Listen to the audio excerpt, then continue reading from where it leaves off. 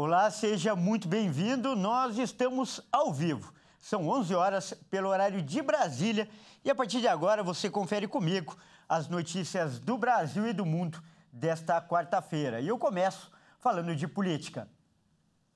Olha só, a Câmara dos Deputados deve votar hoje o regime de urgência para o projeto do novo arcabouço fiscal. A votação também será um teste para o governo, que tem atuado para fortalecer a articulação no Congresso após sofrer recentes derrotas. A Câmara dos Deputados deve decidir nesta quarta-feira se o projeto que institui o novo arcabouço fiscal, ou regime fiscal sustentável, como quer chamar o relator do texto, o deputado Cláudio Cajado, vai tramitar em regime de urgência. Se isso acontecer, a matéria vai diretamente para a votação em plenário na próxima semana e não precisará passar pelas comissões temáticas. A votação vai testar a articulação do governo Lula em um projeto que é considerado prioritário. O Palácio do Planalto, inclusive, liberou 1 bilhão e 400 milhões em emendas para os parlamentares nos primeiros 15 dias de maio. Os recursos foram destinados principalmente para as bancadas aliadas e para o Centrão. Tudo porque o governo tenta evitar uma nova derrota em plenário.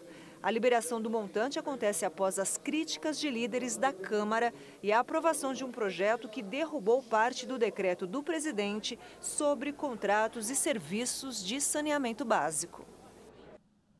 E o presidente Luiz Inácio Lula da Silva embarca nesta quarta-feira para Hiroshima, no Japão, onde vai participar da cúpula do G7, que acontece no sábado e no domingo. A chegada do presidente Lula ao Japão está prevista para sexta-feira. O ministro das Relações Exteriores, Mauro Vieira, vai acompanhar o presidente na viagem. Esta será a 7ª participação de Lula em reuniões do G7 como convidado. Neste ano, o presidente brasileiro foi chamado pelo primeiro-ministro japonês, Fumio Kishida. O G7 é o grupo dos 7 países mais industrializados do mundo, composto por Alemanha, Canadá, Estados Unidos, França, Itália, Japão e Reino Unido. Além dos países do grupo e do Brasil, foram convidados para a reunião Austrália, Comores, Ilhas Cook, Índia, Indonésia, República da Coreia e Vietnã. Também haverá a presença de representantes das Nações Unidas, do Fundo Monetário Internacional, o FMI, do Banco Mundial, da Organização Mundial de Saúde, a OMS, e da União Europeia, entre outros. A guerra na Ucrânia, a inflação, a vulnerabilidade dos países de média e baixa renda e a transição climática e energética são alguns dos assuntos prioritários do encontro. E eu mudo de assunto agora para falar que o Supremo Tribunal Federal decidiu adiar o julgamento sobre o Marco Civil da Internet, que estava previsto para esta terça-feira. A Corte deveria analisar trechos da lei que responsabilizam as plataformas digitais pelo compartilhamento de conteúdos falsos ou ofensivos por seus usuários. Mas os relatores das ações, os ministros Rosa Weber e Dias Toffoli, pediram que a sessão fosse adiada para discutir melhor o caso.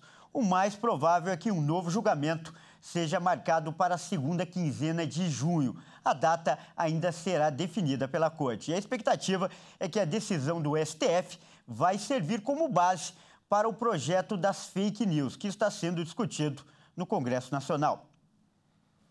E eu mudo de assunto agora para trazer as notícias internacionais. A Justiça da França condenou nesta quarta-feira, no julgamento do recurso de apelação, o ex-presidente Nicolas Sarkozy. A pena é de 3 anos de prisão e ele é acusado de corrupção e tráfico de influência, no caso das escutas telefônicas. Os magistrados determinaram a mesma pena de prisão proferida no julgamento da primeira instância em 2021. Sarkozy se torna, assim, o primeiro ex-presidente da Quinta República Francesa condenado à prisão com exigência de cumprimento de parte da pena. Ele vai poder cumprir em prisão domiciliar com o uso de tornozeleira eletrônica.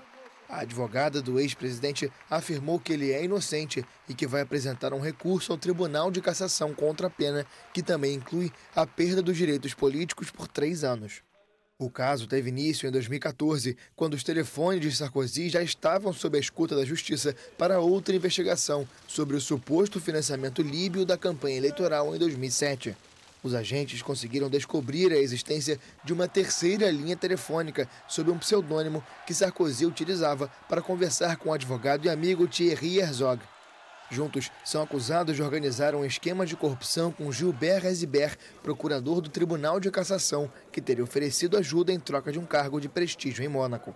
Herzog e Ezibert também foram condenados à mesma pena que Sarkozy, que ainda é alvo de outras investigações.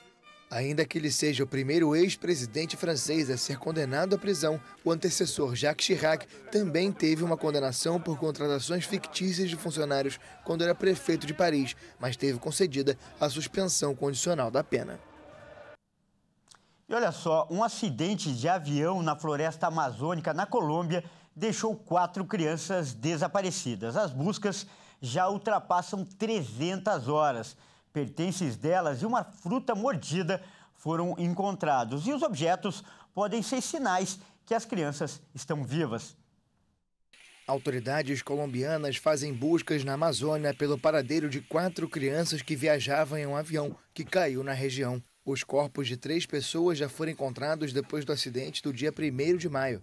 As crianças de 4, 9 e 13 anos continuam desaparecidas, além de um bebê de 11 meses. Soldados e indígenas de comunidades próximas encontraram pertences e uma fruta mordida, que podem ser sinal de que as crianças estão vivas. De acordo com a Aeronáutica Civil, um morto foi encontrado dentro da aeronave em uma zona rural do município de Solano, no distrito de Caquetá. O avião desapareceu dos radares depois de ter partido de uma zona de selva conhecida como Araquara, em direção a San José del Guaviare, uma das principais cidades da Amazônia colombiana.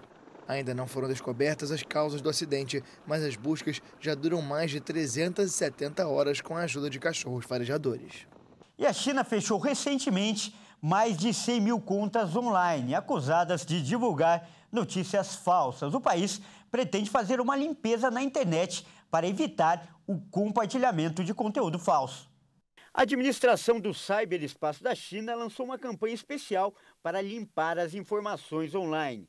De acordo com o divulgado, desde 6 de abril, foram fechadas 107 mil contas online que falsificavam informações de âncoras de notícias e agências de mídia. As notícias falsas identificadas cobriam tópicos quentes, como incidentes sociais e assuntos internacionais atuais. O governo da China ordenou medidas para eliminar da internet material e linguagem considerados impróprios, ofensivos e uma ameaça ao público e às empresas.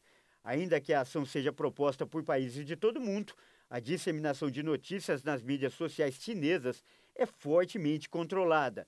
Recentemente, um homem na província de Gansu foi preso por supostamente usar o chat GPT para gerar uma história falsa sobre um acidente de trem. Bom, essa edição fica por aqui. Eu agradeço pela sua companhia e convido a continuar ligado em nossa programação, porque às 13 horas eu volto junto com a Daniela Paris e mais notícias para você. Até mais!